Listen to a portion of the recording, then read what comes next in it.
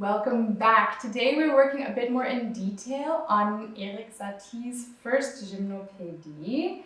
We're going to walk through the left hand through the first 21, 22 measures, and then we'll learn the right hand through that whole section, and then we'll talk about a few tricks on how to put the hands together, particularly in this tricky little spot in measure 9 where the hands have this switching ordeal going on. For a more general overview of this piece, if you haven't yet seen the part 1 of this series, do refer back to that and check out the different tips and tricks that I give you there. It's a little bit more of a bird's eye view before we really dig into the piece and start working through it section by section. Once we've worked through this section today, you will already know half of the piece, maybe even a little bit more. The piece is more than 42 measures long, but this section is repeated verbatim, and then the section that we'll work through next time is also repeated almost exactly the same at the end. So we basically have an A-B construction in this piece. If you're interested in what that means, let me know in the comments. But without further ado, let's walk through the first few phrases of this great masterpiece. So the first thing I want you to do is get used to playing the chords that the left hand is jumping to back and forth, because once we add in these jumps, you want to be really comfortable with finding the notes that we need and really comfortable with how the hand is feeling on that position. So we have, in the first measure, we have B, D, F sharp, a B minor chord for anyone who's curious, and then A, C sharp, F sharp, an F sharp minor chord for anyone who's curious. Now, when we combine that with the bass note, the harmony looks a little bit different. Don't worry about it. Just if you want to know, if you want to have a way to kind of remember and lock in where you're jumping to, that might help you out a little bit. And just get really comfortable going back and forth.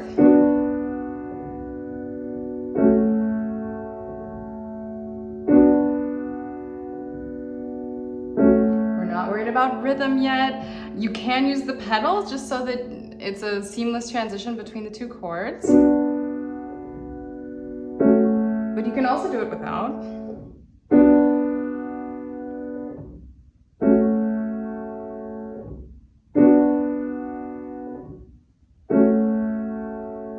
Now, I would play 1, 3, 5 for all of those. For me, that feels really comfortable, and even when we add in the jump, I feel really comfortable with that fingering. Do play around with it a little bit. Maybe you prefer 1, 2, 4, but I really do like the 1, 3, 5 fingering for these two chords back and forth. Now let's add in the bass notes alongside that. There are a few steps that I would take here just so that, especially if you're not so used to jumping to different positions and finding different chords and moving around a lot with the left hand, what I would do first is you start and you play the G, and then you're going to jump up to where the chord is, but you don't need to worry about playing it yet. Just make sure that your thumb is landing on F sharp, because we have F sharp in every single measure until measure 19, I think. And so you're always going back to the same position. The bass note is alternating between G and D. At the very end of the section we're looking at today, we will have a few other notes in the bass line, but until measure 19, in every single measure, we're jumping up to the thumb on F sharp. You can play it if you want, but you can also just get used to this back and forth. Find your F sharp, D, find your F sharp. Find the F sharp, find the F sharp. If you want to keep trying to find the chord and leave your fingers on the chord that you're going to be playing when you jump up, I absolutely recommend doing that. But you kind of take the pressure off yourself to land really cleanly and really perfectly by just focusing on the thumb.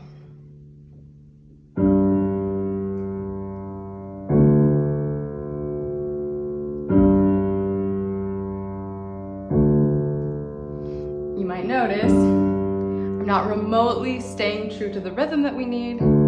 You can if you want, but right now we're just getting used to the motions.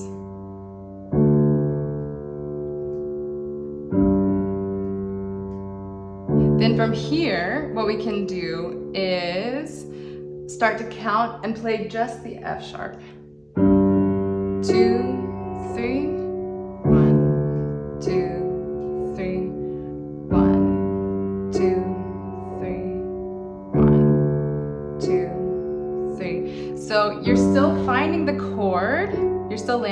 position, we're starting to bring in a little bit of rhythm, but there's not this pressure of, oh, I have to find all of the right notes. You hope you find them, but if you don't, you still have your F sharp, that's still really secure, and you're just getting used to where the hand needs to be moving.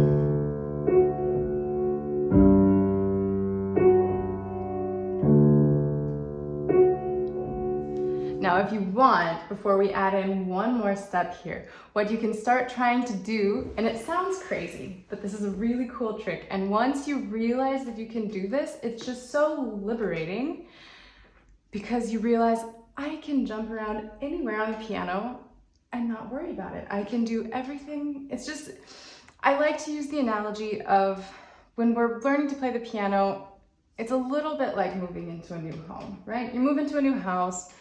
It's not your home yet. You're not sure where everything is, but you live there, you spend lots of time there, and you start to find your way around. But if you wake up in the middle of the night to go to the bathroom, you probably have to turn the lights on, right? And starting to feel at home at the piano is a very similar feeling.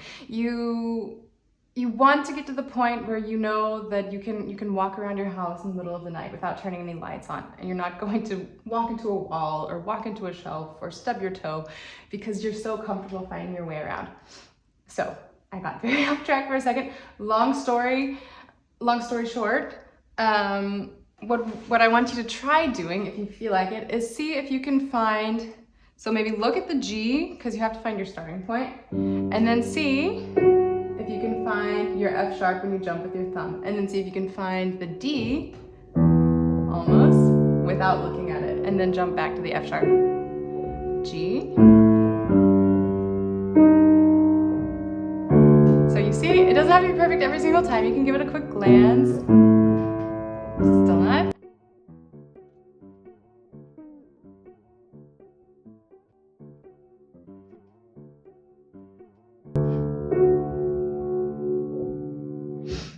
It might take some time to settle in to be able to do that, but you can do it. And of course, you don't have to play the piece without looking. It's just nice to have this sense of security of, if I need to be looking at my right hand, for example, my left hand is fine on its own. It has this swinging back and forth, and I can find every single note. So do give that a try at some point. Maybe not on day one, maybe not on day two, but at some point while you're learning this piece, just try to play the left hand without looking at where you are on the keys. From there, let's start to play the full chords in the left hand. So.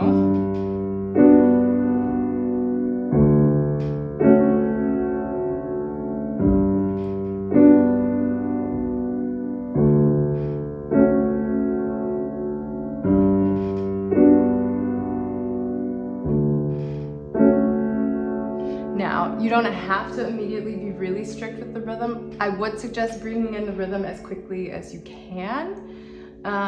Do get used to the jumps first before you put the pressure of staying in the rhythm on the passage, but then start counting. 1, 2, 3, 1, 2, 3, 1, 2, 3, 1, 2, 3, 1, 2. So we've spent lots of time on what we can actually boil down to just the first two measures of the left hand. Why? Because we want to be able to do this so automatically that we don't have to worry about it. It's essential to the piece. It's essential to the atmosphere. The piece would sound very different if we had any sort of other accompaniment here. But we need to be really comfortable with it so that it doesn't distract us from the melody, because that's the star, right? The left hand here is the room that we're dancing in, and the right hand is dancing on top of it. But we need to have this sort of automaticity so that it just flows. If you go through each of those steps fairly regularly, you don't have to spend a lot of time on it every day, but I would do them repeatedly for several days, maybe even several weeks. I want you to be able to wake up in the middle of the night, or maybe if you can't sleep, you can wake up and just play the left hand without even thinking about it. You don't even need to turn the lights on. You're so comfortable. You can find the notes. You can do everything without worrying, without thinking. And then on top of that, we have the right hand that comes in, and that's where we really bring in a lot of the colors. But there's one more step I want to do with you in the left hand. So what I want is that you try to play the left hand, and you don't have to like singing, you don't have to feel like you're a good singer, you can think you're a horrible singer, it doesn't matter. I want you to try to sing the melody over the left hand while you're playing.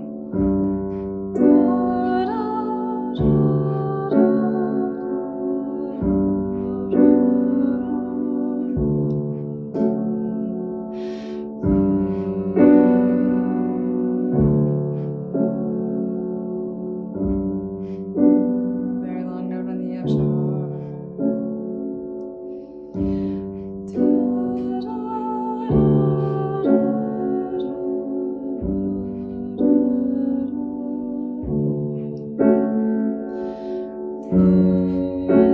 Now we're changing to the left hand.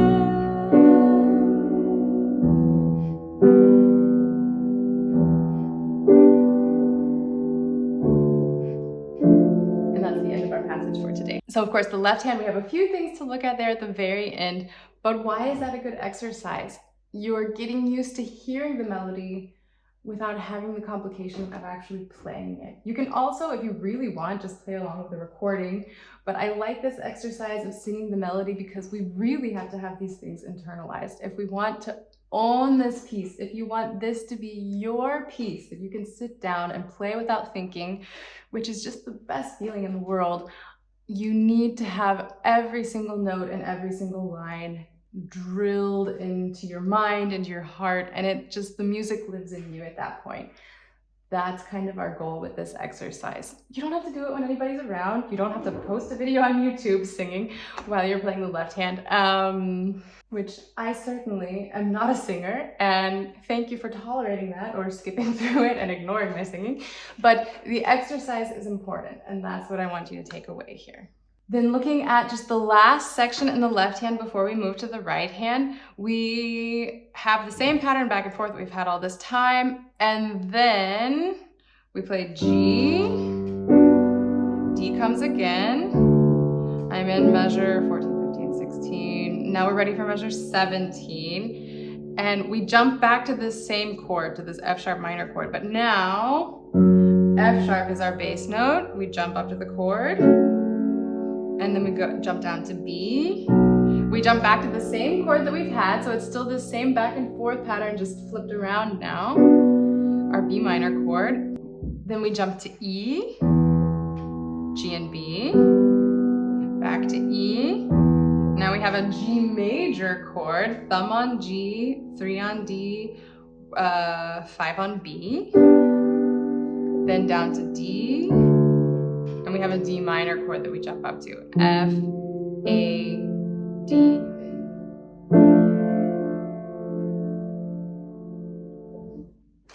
So after you've done all of the steps for the opening section in the left hand, I would do this several times as well. I would start probably at measure 15 and just play through that section nice and slow, play the chords up top alone if you want for starters. So we have our B minor, F sharp minor repeats, then we go back to B minor, then we have G and B, then we have a G major chord, B, D, G, then we slide over to D minor, D, F, A, D. And then play through that several times, the entire pattern from measure 15.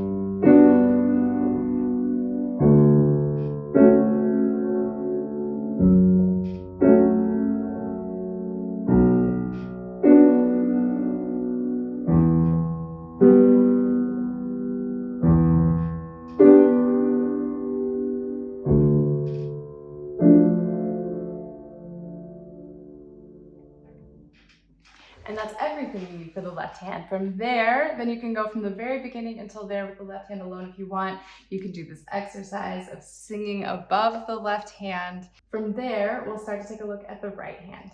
For the right hand in the beginning, the main thing is keeping track of the fingerings and making sure that we keep these sharps in mind, F sharp and C sharp. throughout the entire section. No natural signs anywhere. So anytime we have C, it's C sharp. Anytime we have F, it's F sharp. And of course, you need to be careful with the reading. You need to be counting. You need to make sure that you have the rhythms lining up. You don't have to do that the very first time you play through the piece, but I do advise bringing that in as soon as you can into your learning process. So we have a few options for our fingerings. The first time through this first section, I will start with the third finger on F sharp. And then the second time through, I'll give you an alternative fingering for that if you would like another option.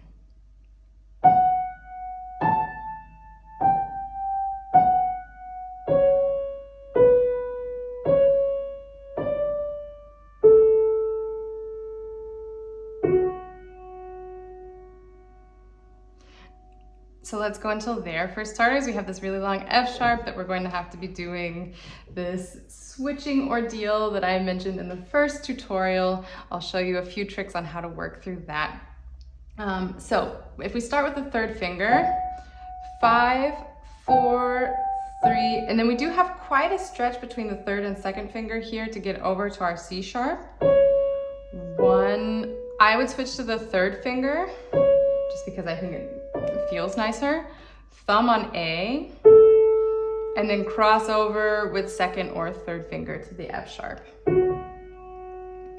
And we'll address this spot in just a second. The other option is that you can start with the second finger on F sharp. 4, 3, 2, 1 on C sharp, and then you're going to cross over, probably with the second finger. Third finger is going to play C sharp. 4, thumb on A. So once we get to the end, we end up with the same fingering, and then crossing over with 2 or 3. Both of those are reliable fingerings. It's really more a matter of if you don't like this stretch between 3 and 2, then you can do 2, 1, and then you have to cross over. You have like one more switch over with the fingering. If you're not sure what you like, give both a try, see what fits nicer for your hand, and then write it in your music and stick to it. If there's anything that you take away from any of my tutorials, it's please keep track of your fingering, write in the fingering in your music. Fingering is the first thing that flies out of our heads when we're sitting down and reading for music, and it's not written there. We'll remember the sharps most of the time, we'll remember the notes most of the time, but fingerings get a little dicey. So do write that in. And then we'll come back to this switching thing. Now let's play the second phrase. So we're starting in measure 13. I'm going to take this starting with the third finger with the stretching here between 3 and 2.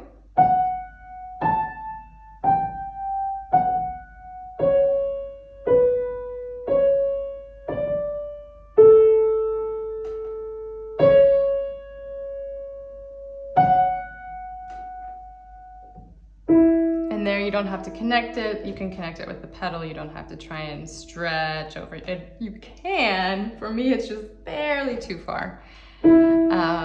Just connect the phrase with the pedal so that we have this nice legato connection that's written into our music. That's really quite straightforward. It's so interesting that sometimes the most beautiful pieces use the most simple material. So the right hand, similar to the left hand, you do need to practice it a lot. This is the type of thing that you want to be able to wake up in the middle of the night, be able to play it without thinking about it on its own or together with the left hand. But somehow I also know I don't have to badger students so much to practice the melody. The melody is the fun part, that's the pretty part, that's what everybody recognizes, that's what everybody sings. I know you're going to practice the melody, I know you're going to make sure the melody lines up, but the left hand is equally important and tends to get neglected, which means that we're missing half of our picture. Sure, it's the background, it's not up front and center, but imagine any sort of painting and you just have the characters at the front. It doesn't work, doesn't compute. We have to take the left hand seriously too. The right hand, I know you'll do. Make sure that the right hand is always a few levels louder than the left hand so that it's really singing on top of this atmospheric pattern, and then everything's going to be great. When we get to measure 9, where we have this F sharp in the right hand that's held, but then the left hand needs the F sharp, but we have to keep changing the pedal, so we don't want to lose the F sharp. I go a lot more detail into that on part 1, so if you haven't seen that tutorial, do check it out. But let's practice that a little bit together here. So we're going to start right there and measure 9. The hands play at the same time, G in the left hand, F sharp in the right hand. You play the chord with the left hand, and then you're immediately going to take back over the key with the right hand. Then, so that when you release the pedal, which should happen at the exact moment that you play the D, then we still have this F sharp singing on top without playing it again. We don't lose the melody. And then you play the chord, immediately take it over. G with the pedal change, chord, take it over. D with the pedal change, chord, take the F sharp back. And just practice that in slow motion until it becomes second nature, until you realize, hey, I got through that spot without even worrying about it. Really cool feeling. When you first get to this spot, don't worry too much about the rhythm. Like I've said in other spots that we've practiced today, make sure that everything lines up like you want it, and the rhythm you can work back in later. Don't spend too much time playing without thinking about rhythm. We don't want to create bad habits. We want to remove temporarily this sensation of, no, it's too much information, it's too much all at once, I can't do it. Take that off. Focus just on having everything lined up exactly like you want it, getting the motions down, getting the hands and the foot all coordinated together. And then once that starts to settle in a little bit, bring the rhythm back in. 1, 2, 3, 1, 2, 3,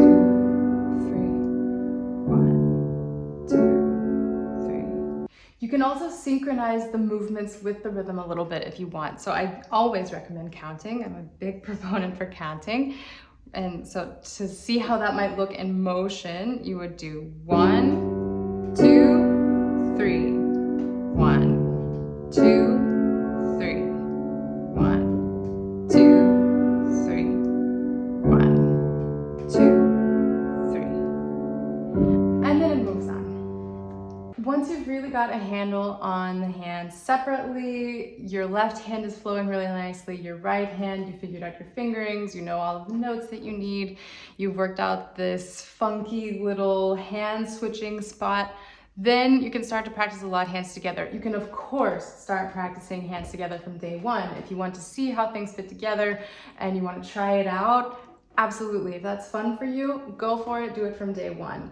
If that stresses you out, spend a little more time doing hands separately and then put them together.